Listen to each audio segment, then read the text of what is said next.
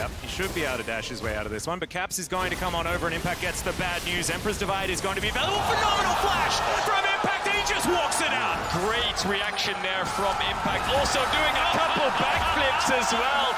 Emote's game is strong on the EG solo lanes. And that was just a perfectly timed flash the second the Emperor's Divide came out. Straight towards this tower as well. It's not like he flashed into bot side river there and he would get 5v5. Our strong point is now on the top side of the map. You cannot contest. Flak gets late on the base. Jojo wants to contest his blue. Yeah, he's going to dance over as, okay, there's the lantern right for the Lee Sin, but the ultimate from Inspired is too good, and Targamas is dead again. EG are matching everything G2 want to do. Look at this swap coming in here. Impact TP spot, covers the tower, has ult in case G2 want to make a play on this top side. Kaori is going to push in, and EG have the Herald. What the hell was G2 even doing there? This Rift Herald is going to be taken. Jojo looking for a dive, lands the backflip. There's the ult from Caps. Perfect execution. This time's going to work out, and this is the problem. Impact can be there at a moment's notice, but Broken Blade... Really find that player just to execute a play onto Jojo because they're always scared of numbers disadvantage. NA week 2 showing up big here for EG. Jojo's gonna find Caps again. How aggressive does he want to be though? Doesn't know Jankos is right behind him. Well, there's the Emperor's Divide. We'll see whether he can get out of this as the kick comes through. The Q not going to be followed. And Jojo wants more. Targamas is actually very squishy at this stage of the game. Another Q lands and Jankos again not going to take it as EG. They just bear down on this top. TP in the Lucidity boots. I think a lot of pressure. Hang on a second. Is that going to kill it? Kill? There it is. Okay. Broken Blade, you can't riposte. Kanavi back in, uses the W true damage to get the kill. But I feel like Jojo and Impact are just a little bit too deep here and Vulcan's just too low. Yagao kites it out while he's waiting for 369. Kaori is on the front line, so he has to flash away. Vulcan falls and Inspired's ultimate is back up. He's looking for an angle and decides to turn on the top side here, but EG are just way too low. Kaori can only get a couple auto attacks in on top of that ultimate and they all fall.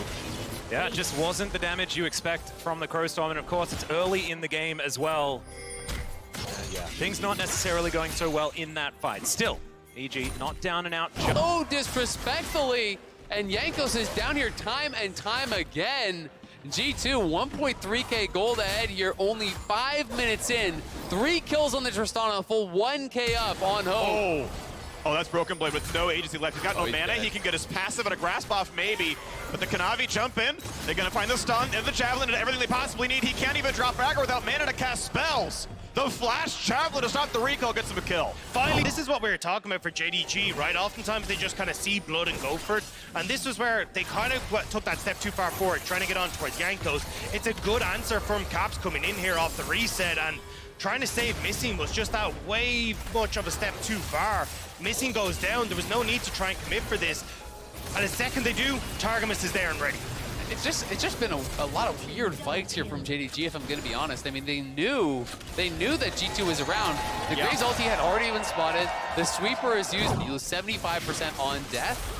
And he's only at 50 stacks right now. He'd be way up, but it's a 4-man from EG heading towards bot here. They could be in trouble. They know it's 4v2. They've got the ward there. Nuggery, no TP. Ulti's going to land bubbles there as well. Cleanses it. A great handshake. Buys a ton. Vulcan drops. And they're not going to get anything yet. Finally coming in. But it's already the double kill. And he gets not quite bailed out, but a 4v2 dive goes 3-1 to DWG KIA. It's a disaster for EG, and now they want more top. Gonna find a whole lot more, stun to buy some time. He's gonna get the ulti on for the knockup, but the turn he switches aggro. Canyon stays alive. Impact might continue extending the advantages they've already built. I mean, it's 2.5 plates are already gone. The third one is pretty close to falling. They're not gonna be able to get it on this wave, but it's a little one. Aiko's gonna hit the turret, or sorry, a bit of terrain instead. Knocking him around. He's not a tanky. Nautilus missing. Oh, pulls him back into the tower though. That could kill, and Kellen will die, but already traded back. You guys are gonna try to live, has a flash over the wall, and Malcolm may not be done. They're gonna trade ultis. Aphelios does not quite have the kill, but Showmaker may get it happen instead. Gonna dive in, 2 HP, there's one, and Yagawa's left alone, looking for the second. He's gonna try to find the damage. Showmaker flashing back out to safety. Doesn't get the kill, and it's 4-3 DWG. It's a disaster for JDG. The Q and Kanavi misses. The anchor tosses immediately into the wall. Imperial Mandate now completed, so they are on that huge big power spike here for Lucian Nami, and they get a charge on the tier 2. They're going to get charged on the tier 3 as well. Really big, actually. There's still a lot to come back from this game. JDG had a comeback win against DWG the first time they met, but it was only an 1,100 gold difference. This will be a 3K. Oh. No, not quite. It's gonna live, but that was very, very close. And yeah, I mean, they're down 2K now, but they were... Their cast goes to the flash away. Yagao has zone flash to follow, but not a lot of mana. But still, another small advantage gained there by Yagao. First, it's pushing out. Showmaker being sieged here. Showmaker just playing in between the waves. He pulls him in, kicks back the Gragas, and that's going to be one picked off. A trade of champions. Back in goes 369, but he cannot solo kill the opposing AD carry. Luluwalt just makes it a freebie. The dive in for the rest works well for Lucian. And finally, a triple kill. A hope has been extinguished, and it's Canyon.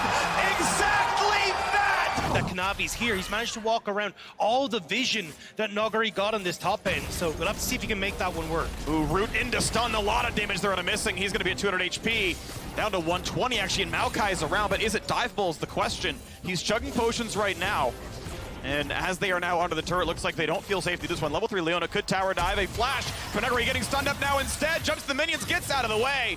Kanavi will not be able to complete that kill. The dive continues on, the pull back, Hope, he is burning, but he will not die. The sapling will not catch him either. The bot lane stays alive. The flash follow, first blood is in the top side for JDG. That's massive. They needed to get that kill. But thankfully for Nogari, he did not commit his TP, so it's not nearly as bad because he actually saved the TP from the previous play here.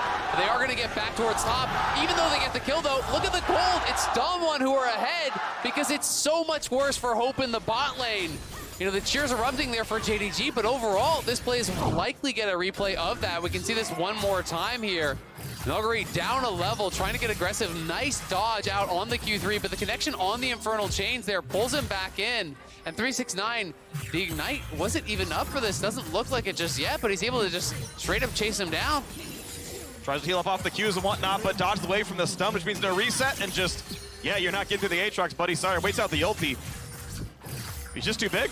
The damage isn't there for the Aurelia. The damage is done on this bot side, though. When you actually look at it missing into the wall, Kanavi having missed the Q as well. Either Leona got a hand, the easy bullseye on the ulti. A stun not going to mean a whole lot. Missing is low, but not quite dead. Aatrox wants to make it happen. Cannot quite get Nuggery. Finally a kill on the board, but it's already a double for Doctum. And he's going to go for a whole lot more here. Kellen is low, finds his stun, tries to run away. Another on the board now for 369, but now left alone. 2 versus 3. You have to believe the ulti's not going to be enough. Q flash almost finds it. His health bar is going to run down the same way. And Yagao is running out, but Showmaker knocks him down. That is an ace for 2. Damwon are killing it today. Coming back here for a fight, but doesn't have the sweet spot. Good sidestepping there. Dragon could be claimed now by Canyon. 1-1 of the Drake score. Ulti come across from the stolen Maokai ultimate. Is it enough? On the Kellen is not your primary target.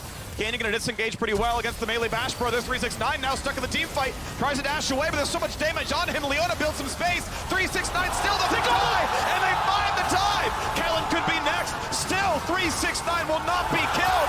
Aatrox in the bottom river. The LPL makes it happen again.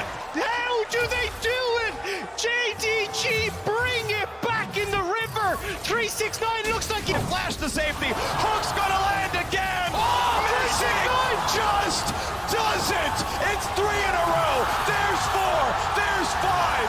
And that top lane Aatrox has played a critical role in this entire game. 10, 1, and 11. He was a mighty 9 all game long. And the first seed belongs to the first seed of the LPL. JDG takes the win.